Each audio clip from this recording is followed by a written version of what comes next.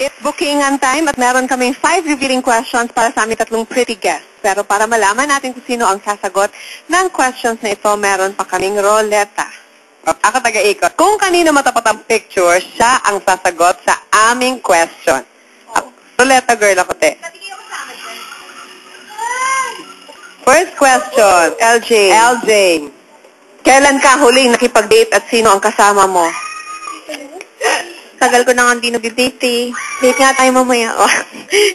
Kahit group date? Hindi, nanood kami ng Sherlock Holmes. Sino? Alam niyo na. Sino nga? Sino ang kasama mo? Alam namin group date yon, pero sino yung isa sa mga kasama mo? Hindi, si Paolo nga. Si Paolo. Okay. Next. Yan. Danica. Umiyak ako ng balde-balde kay. Mart Escudero. Talaga. That's my girl. Danica, ayan ah. Danica. Wala na. Bakit? Ay!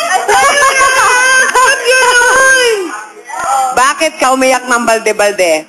Hindi kasi siyempre sa lahat ng relasyon, iniisip mo naman na yun na, di ba? Kahit gaano ka kabata, hindi ka naman nagbo-boyfriend na, ay, boyfriend ko to, next month, iba na yung boyfriend ko. So, syempre, nandun yung nadi-disappoint ka, tapos, yung mga iniisip mo, hindi pala pwede. So, yun, naiyak. Masakit eh, paano? Di ba? Ganun talaga. Wait, ang pinakamatinding ginawa ko because of love ay... Pinakamatinding ginawa ko. Teka lang, pwede akong sumagot. Kami sasagot. Sige, LJ, can you answer the question? Suot siya ng helmet. Bonggang-bongga. For 2 New Years, iniwan ko yung pamilya ko para lang pandahan siya. Totoo. For 2 New Years, iniwan niya pamilya para Nasaan ba yung pamilya mo? Sa bahay. Kapag celebrate sa kanila. Pupuntahan ko siya. Kahit for ilang seconds lang. Sino kaya itong lalaking to talaga? Seconds talaga. Next! Ubusan Oh. LJ.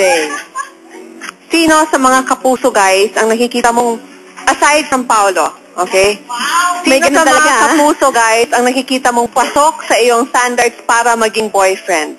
Wow. Hindi, kasi totoo lang, ayoko naman talaga ng showbiz eh. Mapilit lang si Paolo. Hindi, joke lang. joke lang. Hindi. Wala, hindi talaga ako may sa showbiz. Kahit tanungin mo ako, sinong crush mo, ganyan, sa showbiz? Hollywood pwede? Sige, kung tipo-tipo lang, sinong gusto mo? Si Channing. Sino yan? Yung sa Step Up. Kasi ang galing-galing niya sumayaw, tsaka ang gwapo-gwapo niya. Si Channing? Si Janica. Janica. Totoo bang nung nag-break up kayo ng iyong ex, gusto mo pa rin siyang makarelasyon? Kahit labag sa kalooban mo, gusto mo pa rin? Hindi na. Pag tapos na, tapos na. Tama yan. Saka meron akong motto eh. Sabi ko, once na pumasok ako sa isang relasyon, at sinabi kong hindi na, no more turning back. No more turning back. Ay, talaga ha? Sabi mo yan ha? Sige, up next. Meron na naman kaming isang nakakakilig na true love story para sa inyo.